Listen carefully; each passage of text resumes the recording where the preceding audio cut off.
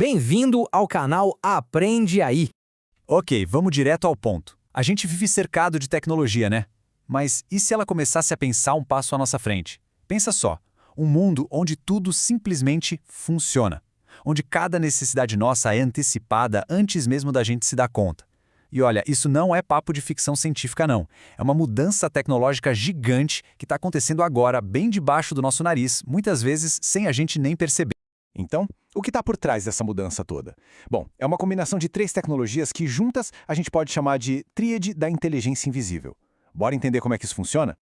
Olha só, primeiro a gente tem os sensores de IoT, que estão cada vez mais espertos. Eles não só coletam dados, eles já processam informações ali mesmo. Segundo ponto, a conectividade de baixíssima latência. Pensa no 5G e no que vem por aí com o 6G. Funciona tipo um sistema nervoso digital, sabe? A informação voa, é quase instantâneo. E para fechar, o terceiro elemento é o processamento de borda. Isso significa que a análise dos dados acontece ali, no próprio dispositivo, sem precisar ir para a nuvem e voltar. O resultado? Respostas em questão de milissegundos. E é aí que a mágica acontece. O mais fascinante é como essas 3 coisas, juntas, criam algo totalmente novo. É o que as fontes que a gente analisou chamam de salto agêntico. A IA deixa de ser só uma ferramenta passiva que espera a gente dar um comando e vira um sistema proativo. Um agente que está ali trabalhando o tempo todo nos bastidores para gerenciar o mundo ao nosso redor. Parece incrível, né? Uma conveniência sem igual. Só que toda conveniência tem um preço. E nesse caso, o preço está escondido nos nossos dados. Vamos ver como essa história se desenrola. Pois é, conforme a gente vai usando toda essa conveniência, a nossa vida digital vai deixando um rastro de dados. É como se fosse a fumaça do escapamento de um carro, sabe? Um escapamento digital cheio de informações sobre o nosso comportamento. E essa fumaça se tornou uma matéria-prima absurdamente valiosa para um novo modelo de economia. Pensa bem, cada like que a gente dá, cada busca no Google, cada foto que a gente posta. Tudo isso é o que as fontes chamam de excedente comportamental. É a sobra do nosso comportamento online. E é exatamente essa sobra que virou a matéria-prima de uma nova economia. Quem deu nome a isso foi uma pesquisadora chamada Shoshana Zuboff.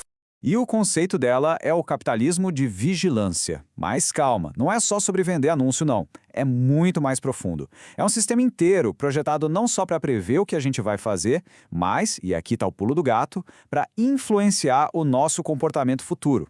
Basicamente, ele pega a nossa experiência de vida e transforma em dados brutos que podem ser analisados e vendidos.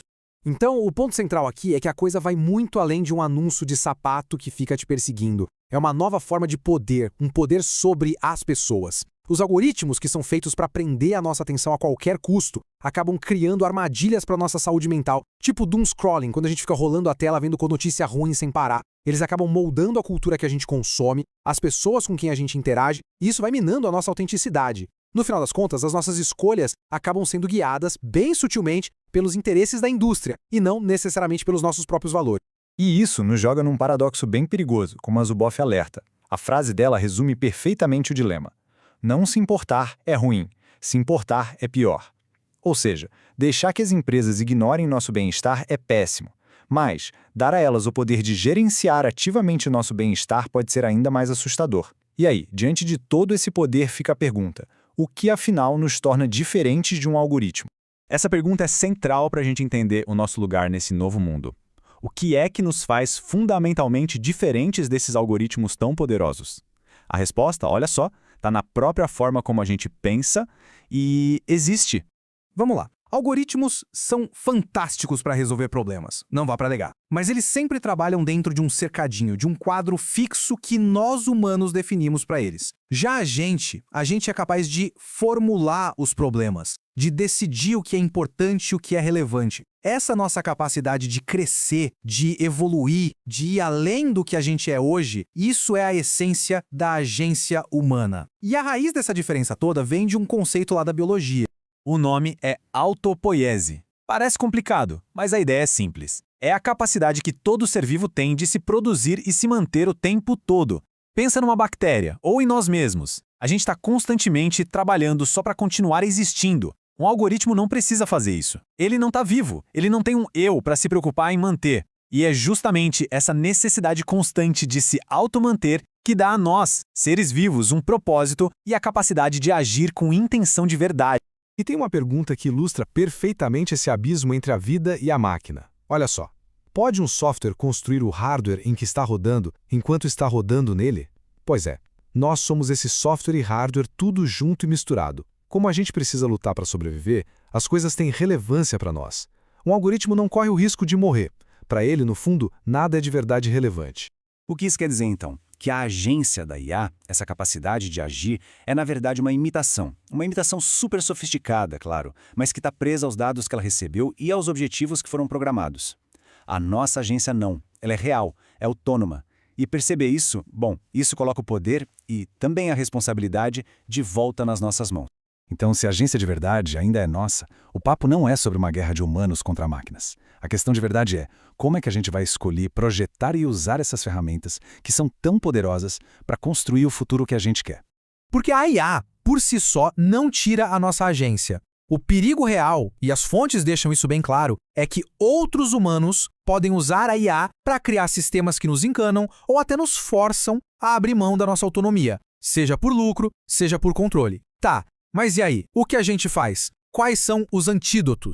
Bom, existem pelo menos 3 estratégias bem importantes.